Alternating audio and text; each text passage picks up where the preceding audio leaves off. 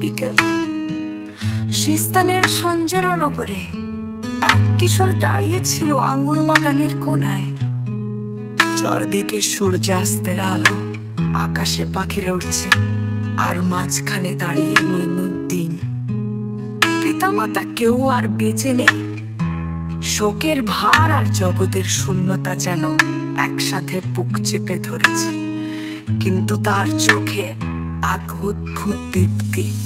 একদিন এক দরবেশে এসে পানি চাইলে মঈনুদ্দিন তাকে শুধু পানি নয়, পুরো বাগান দান করে দে হয়।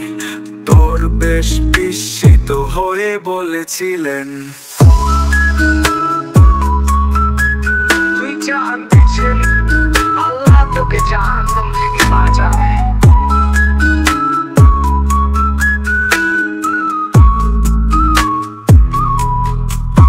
সেই দিন সন্ধ্যায় মঈনুদ্দিন সিদ্ধান্ত নেয়, এই দুনিয়া নয়, চাই সত্যের পথ।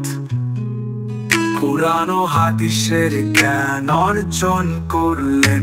তারপর নিশাপুর যেখানে পরিচয় হলো হযরত ওসমান হারুনি এর সঙ্গে, সেখানে তিনি বায়াত গ্রহণ করলেন। উস্তাদের খেদমতে কাটলো 2.5 বছর। হেঁটে হেঁটে তিনি 12টি দেশ পাড়ি দিলেন, কাঁধে উস্তাদের মালপত্র বহন করে।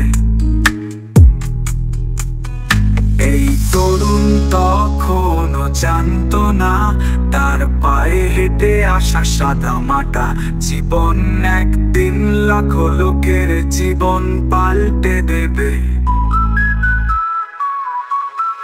বাগদাদে শায়েখ জিলানীর ঘোষণা, বাগদাদে গিয়ে দেখা হয় শায়েখ আব্দুল কাদের জিলানী।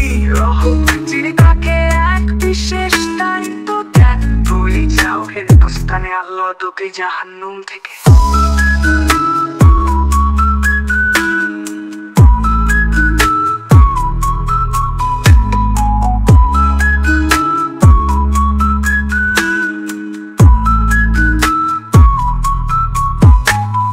ব্যক্তি হবে তার যুগের শীর্ষ আউলিয়া, তার ছায়ায় বহু কাফির ঈমান গ্রহণ করবে।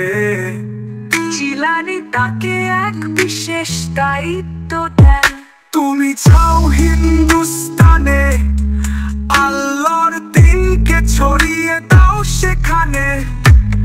আজমিরের পথে এক পুরো দরবেশ, হিজরি পরসাল এক বৃদ্ধ দরবেশ। চোখে এক টানা দীপ্তি, দেহে শুধুমাত্র এক জোড়া জীর্ণ কাপড়, পাশে কয়েকজন সাথী। তারা পা ফেলছে ভারতের পথে।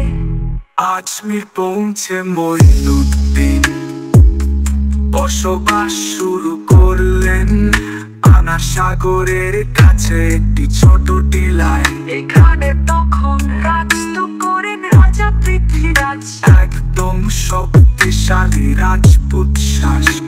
শুরু হলো এক নীরব বিপ্লব। রাজা উট আর উল্টো সমর্পণ। একদিন ক্লান্ত দরবেশ বিশ্রামের জন্য উট বিশ্রামাগারে বসেন। রাজা জানেন এক মুসলিম ফকির তার রাজ্যের পতনের কারণ হতে চলেছে। খেয়ে দেওয়া তাকে, কিন্তু পরদিন দেখা যায় উটগুলো আর উঠছে না। মাফ চাওয়া হলো। খাজা বললেন না কিছুই, শুধু দোয়া করলেন। উটগুলো তখনই উঠে দাঁড়াল। রাজপ্রাসাদে আলো নেভার আগে বাতাসে ছড়িয়ে পড়ল গুজব, এই দরবেশ স্রেফ ফকির নয়, যেন বাতাসেও দোয়া পাঠায়।